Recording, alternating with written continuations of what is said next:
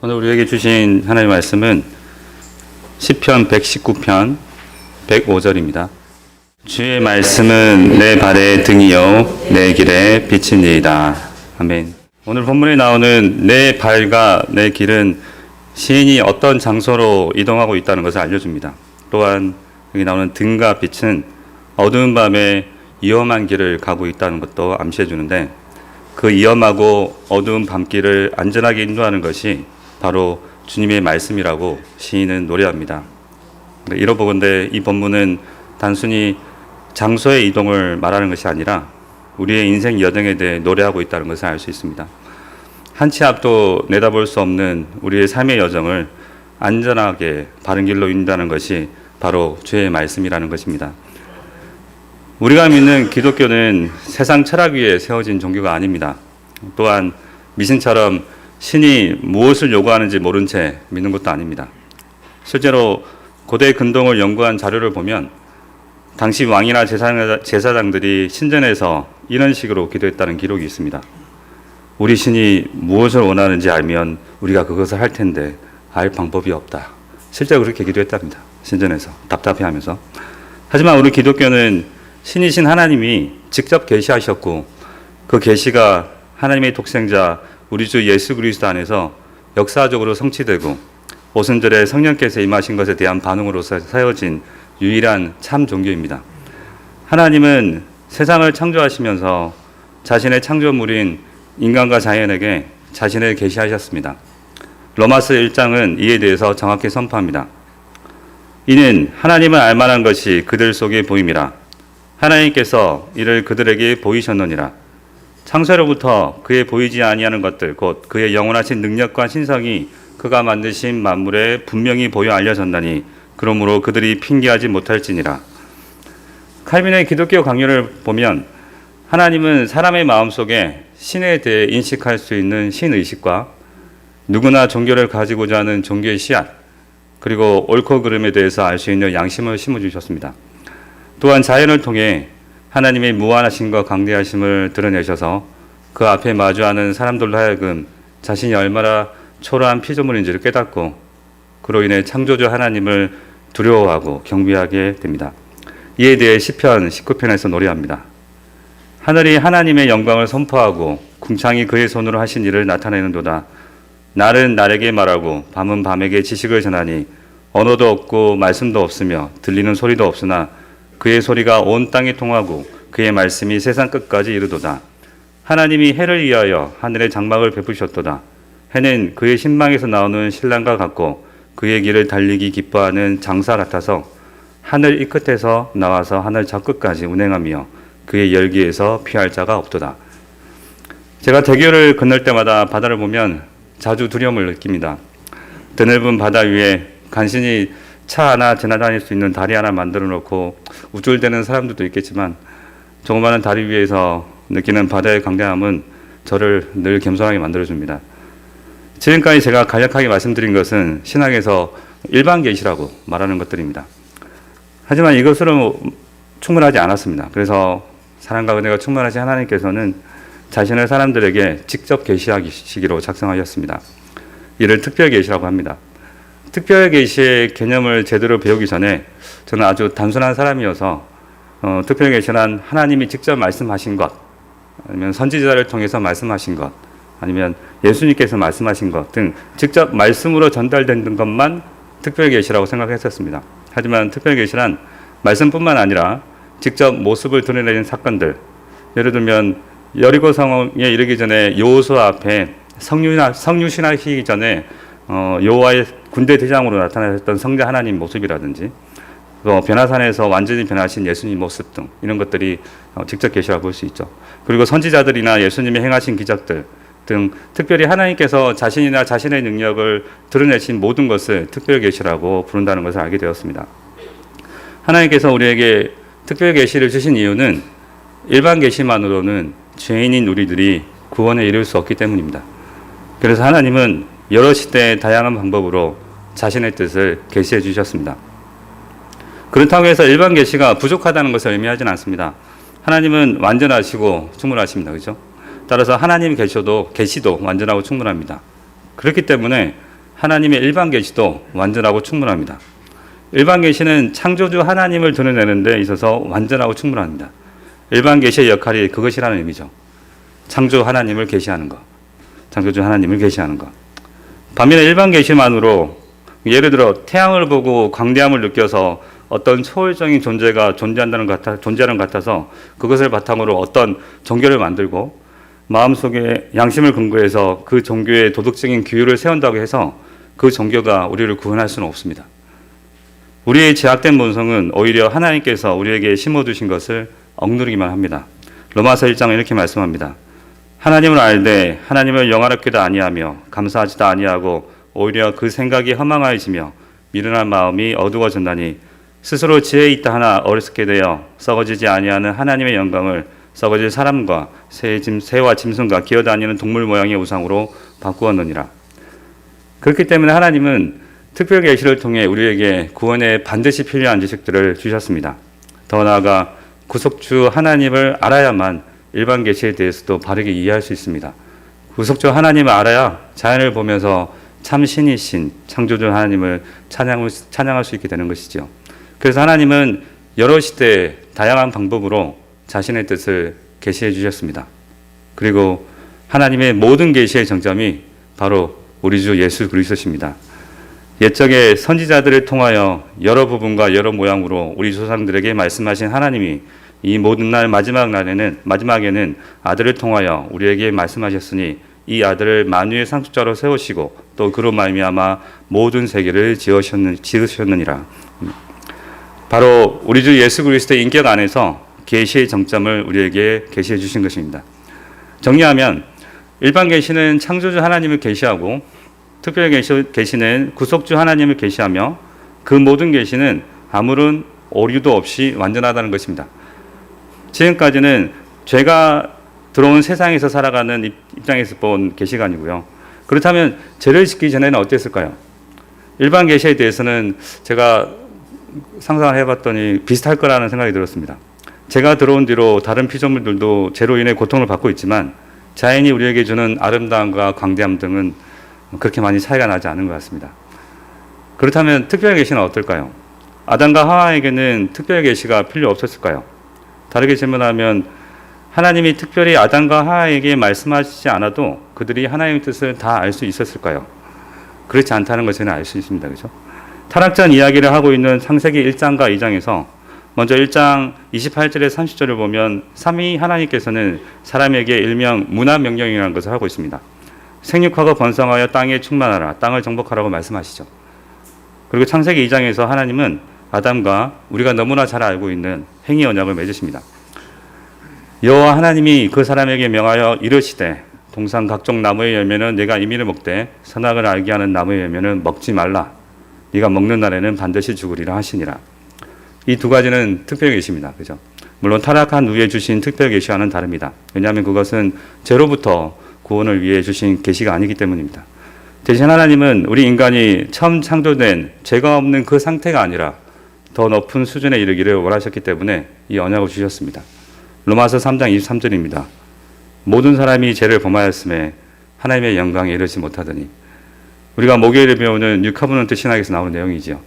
단순히 죄가 없는 상태가 아닌 에덴 동산에서 하나님과 거니는 더 높은 상태, 복되신 하나님을 더 깊이 알고 하나님과 연합하여 영원히 안식하도록 하기 위해서 아담에게 특별 계시를 주셨다는 것입니다.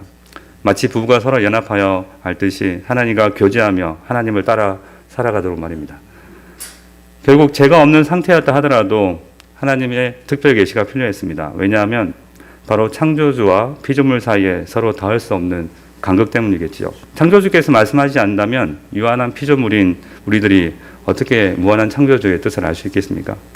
게다가 지금은 죄로 인해 타락한 상태이기 때문에 더더욱 알 수 없겠지요. 그래서 자비로우신 하나님이 우리에게 여러 가지로 계시해 주신 것입니다.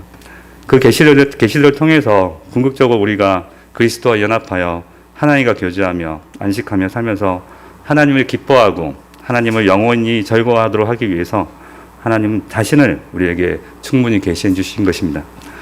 온전히 선하신 하나님께서 자신의 창조물들이 자신이 계획하신 창조 주시에 따라 거룩하게 살아가기를 원하셨다는 것입니다. 그래서 이 사실을 알았던 시인은 오늘 본문을 노래한 것입니다. 주의 말씀은 내 발의 등이요 내 길의 빛이니이다. 하나님은 자신의 모든 계시를 담아 이제는 성경이라는 책으로 기록하셔서 우리에게 전하여 주셨습니다. 그래서 지금은 특별 계시록 하면 일반적으로 성경을 의미합니다. 성경에 대해 좀 더 알아보면 66권의 성경이 비록 여러 인간 저자들에 의해서 기록되었지만 성령의 영감으로 지어진 하나님의 말씀입니다. 디모데후서 3장입니다. 모든 성경은 하나님의 감동으로 된 것으로 교훈과 책망과 바르게 함과 의로 교육하기에 유익하니 이는 하나님의 사람으로 온전하게 하며 모든 선한 일을 행할 능력을 갖추게 하려 함이라. 하나님의 감동, 영감은 헬라어로 테오프니스토스라고 하는데요. 하나님을 의미하는 테오스와 숨쉬다, 불어넣다를 의미하는 프네오가 합쳐진 합성어입니다. 즉 성경은 하나님이 숨을 불어넣으신 것이라는 겁니다. 이는 신비로 우리가 완전히 이해할 수 없는 것이죠. 내가 글을 쓰고 있는데 내가 글을 쓴 게 아닌 거죠. 그래서 어떤 사람들은 성경의 저자들이 하나님에 의해서 손이 움직여지는 꼭두가시 인형처럼 사용됐다고 생각하기도 하고요. 어떤 이들은 성경이 순전히 사람이 지은 글이라고 폄하합니다. 하지만 그 자체로 신비인 성령의 영감이 의미하는 것은 성령께서 인간 저자들의 말을 이용해서 하나님의 말씀을 기록하시되 인간의 불완전함이 들어가지 않고 하나님의 말씀을 기록하도록 은밀하면서도 완전하게 역사하셨다는 것입니다. 따라서 비록 인간 저자가 성경을 기록했지만 성령 하나님께서 성경에 오류가 전혀 없는 실제 하나님 말씀임을 보정하셨다는 것입니다. 따라서 성경은 그 기원에 있어서 신적 권위가 있습니다. 하나님 말씀이라는 것이죠. 이 자리에 계신 분들은 성경은 하나님의 말씀입니다 라는 말을 들을 때 기분이 상당히 좋을 겁니다. 그렇죠? 이 선포는 우리의 가슴을 뜨겁게 하기에 충분합니다. 개혁주의의 5개의 솔라가 우리에게 주는 감동은 세대를 초월하지 않습니까? 그렇죠? 오직 성경, 오직 믿음, 오직 은혜, 오직 그리스도, 오직 하나님께 영광을. 근데 저희가 간혹 놓치는 것이 있죠. 바로 성경이 하나님의 말씀이기 때문에 우리는 그것을 모두 믿어야 한다는 것입니다. 물론 여기 계신 분들은 하나님의 말씀 다 믿을 것입니다. 성경 말씀 다 믿죠. 하지만 믿는다는 것은 그렇게 간단한 것이 아닙니다. 믿는다는 것은 성경이 하나님의 말씀이라는 사실을 안다는 지적인 동의 차원에서 끝나는 것이 아닙니다. 믿는다는 것은 실제로 행동으로 보여줘야 한다는 것입니다. 야고보 사도가 말씀하지요. 행함이 없는 믿음은 죽은 믿음이라고. 말로만 하면 안 된다는 것입니다. 조금 더 정확히 말하면 믿는다는 것은 행위로 보여줘야 하는 도덕적인 의무가 생긴다는 것입니다. 반드시 지켜야 된다는 뜻입니다. 그렇기 때문에 하나님의 말씀을 들었을 때 나타나는 반응은 2가지밖에 없습니다. 순종하든지 불순종하든지. 중간은 없습니다. 예를 들어 이런 사람이 있습니다. 지금은 힘들지만 믿음이 더 성장하면 언젠가 지킬 수 있겠지. 아닙니다. 이건 불순종입니다. 불순종하는 모습에 대해서 로마서 1장 21절에서 32절까지 자세히 기록하고 있는데요. 이를 요약해보면 거듭나지 않은 사람들은 하나님과 하나님의 말씀을 인정하기를 거부하고 왜곡하고 순리를 영리로 바꾸어 결국 하나님으로부터 버림받아 온갖 죄악을 저지르고 또한 그러한 짓을 하는 사람들을 옳다고 억지를 부리다가 결국엔 사막에 이른다고 성경을 말씀합니다. 한편 말씀을 듣고 기뻐하는 모습도 있습니다. 시편 19편 7절부터 보면 여호와의 율법은 완전하여 영혼을 소생시키며 여호와의 증거는 확실하여 우둔한 자를 지혜롭게 하며 여호와의 교훈은 정직하여 마음을 기쁘게 하고 여호와의 계명은 순결하여 눈을 밝게 하시도다. 여호와를 경외하는 도는 정결하여 영혼까지 이르고 여호와의 법도 진실하여 다 의로우니 금 곧 많은 순금보다 더 사모할 것이며 꿀과 송이꿀보다 더 달도다. 하나님의 말씀에 대한 이 2가지 반응은 모든 계시의 정점이자 말씀 그 자체이신 예수 그리스도에 대해서도 동일하게 나타납니다. 요한복음 1장을 보면 참빛 곧 세상에 와서 각 사람에게 비추는 빛이 있었나니 그가 세상에 계셨으며 세상은 그로 말미암아 지은 바 되었으되 세상이 그를 알지 못하였고 자기 땅에 오매 자기 백성이 영접하지 아니하였으나. 말씀 하나님이 세상의 빛으로 오셨지만 당시 대다수 사람들은 그 빛을 거절하고 결국 그를 십자가에 못 박았습니다. 베드로도 이에 대해 증언합니다. 이스라엘 사람들아, 이 말을 들으라. 너희도 아는 바와 같이 하나님께서 나사렛 예수로 큰 권능과 기사와 표적을 너희에게 베푸사 너희 앞에서 그를 증언하셨느니라. 그가 하나님께서 정하신 뜻과 미리 아신 대로 내준 바 되었거늘 너희가 법 없는 자들의 손을 빌려 못 박아 죽였으나. 하지만 끝까지 예수님을 따르는 여러 인물들이 있었습니다. 하지만 소수였지요. 지금 이 자리에 계신 성도님들도 그들처럼 하나님의 말씀이신 예수 그리스도를 기쁘게 따르는 분들입니다. 정말 귀하죠, 그죠? 근데 제가 오늘 여러분들에게 두 가지를 도전하도록 하겠습니다. 첫 번째로, 여러분은 성경을 충분히 읽습니까? 성경을 정말 순금보다 더 귀하게 여기고 꿀과 송이꿀보다 더 달게 여기십니까? 하루에 7장 읽으면, 대충 읽으면 한 20분이면 다 읽겠죠. 상고하면서 정독하다 보면, 예를 들면 저 같은 경우에는 읽다가 모르는 부분이 나오면 영어 성경을 펴서 의미를 더 정확하게 알려고 노력하거든요. 그래봤자, 길게봤자 1시간입니다. 1시간. 그죠? 그런데 그거밖에 안 된다는 거죠. 근데 오늘 본문에 보면 시인은 어둡고 위험한 길을 가고 있다고 처음에 말씀드렸지 않습니까? 그죠? 한 치 앞도 알 수 없는 우리의 인생 여정이죠. 여기서 한 치 앞도 알 수 없다는 말은 앞으로 무슨 일이 생길지 모른다는 의미도 있지만 무엇보다도 우리 주위에 있는 모든 것들이 우리에게 적대적이라는 것입니다. 현세와 내세가 만난 지금 우리는 내세를 이미 누리고 살아가고 있습니다. 이미 승리한 삶이죠. 예수 그리스도께서 다 이루셨습니다.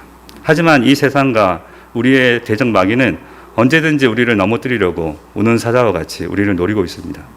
하나님이 뜻하신 바 안에서 그것이 지금 우리가 처한 현실이지요.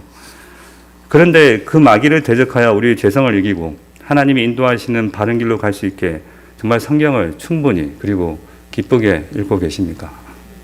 우리는 돌아봐야 될 것 같습니다.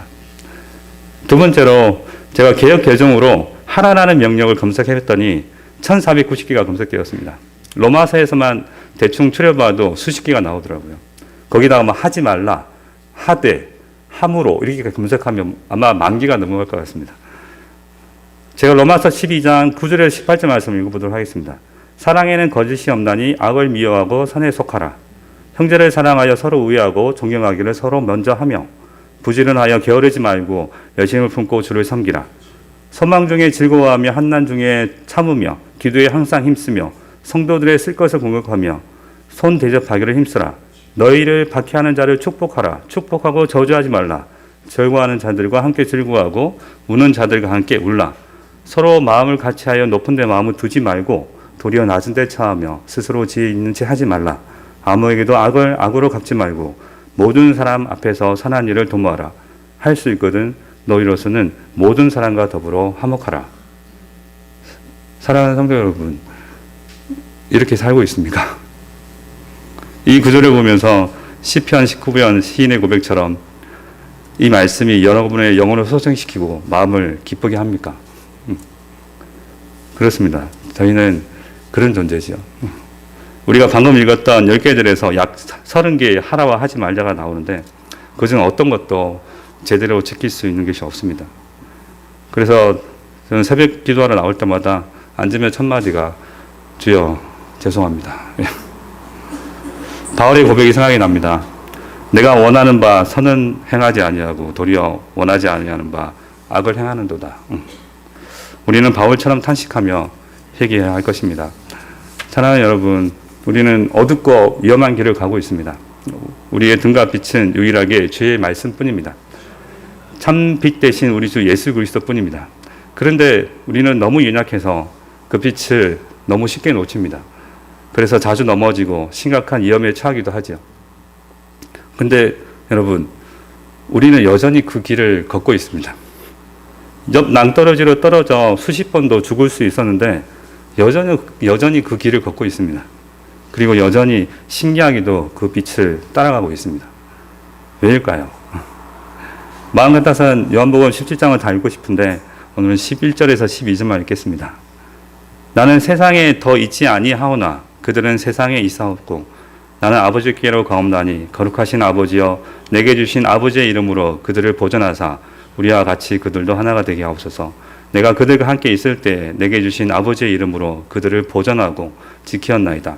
그 중에 하나도 멸망하지 않고 다만 멸망의 자식뿐이오니 이는 성경을 응하게 함이니이다. 대제사장의 기도. 그렇죠? 우리가 실패함에도 불구하고 여전히 하나님의 말씀을 순금보다 사모하고 송이꿀보다 달게 느끼고 매일 조금씩 주님을 더 닮아갈 수 있는 것은 대제사장 되신 우리 주 예수 그리스도 때문입니다. 주께서 우리를 위해 기도하시기 때문입니다. 지금도 기도하시기 때문입니다. 그렇기 때문에 우리는 믿음으로 그분을 붙들고 그 빛을 붙들고 계속 나아가면 되는 것입니다. 우리에게 말씀을 주심도 말씀 하나님이신 그리스도시고요. 말씀을 지키고자 하는 마음과 지킬 힘도 주심도 우리 주 예수 그리스도십니다. 그렇기에 우리는 이렇게 고백하며 감사할 수 있습니다. 주의 말씀은 내 발의 등이요 내 길의 빛이니이다. 우리 주 예수 그리스도는 우리 발의 등이요 우리 길의 빛이니이다. 이 시간 예배에 참석하신 모든 성도님들이 우리 주 예수 그리스도께서 주시는 힘으로 어둡고 위험한 인생 여정에서 말씀을 깊이 사모하며 읽어서 그 빛을 따라 힘차게 승리하는 삶을 살아갈 수 있기를 우리 주 예수 그리스도의 이름으로 축원드립니다. 아멘. 기도하겠습니다. 주님의 말씀은 우리의 빛입니다. 우리가 그 빛을 소홀히 여기고 그동안 충실하지 못했던 것 용서해 주시고 날마다 앞으로 성경을 읽고 상고하며 성령의 종명하심에 따라 회개하고 말씀만을 따라 살아갈 수 있도록 인도하여 주시옵소서. 주님 말씀만이 우리의 빛입니다. 우리 주 예수 그리스도 이름으로 기도드립니다. 아멘.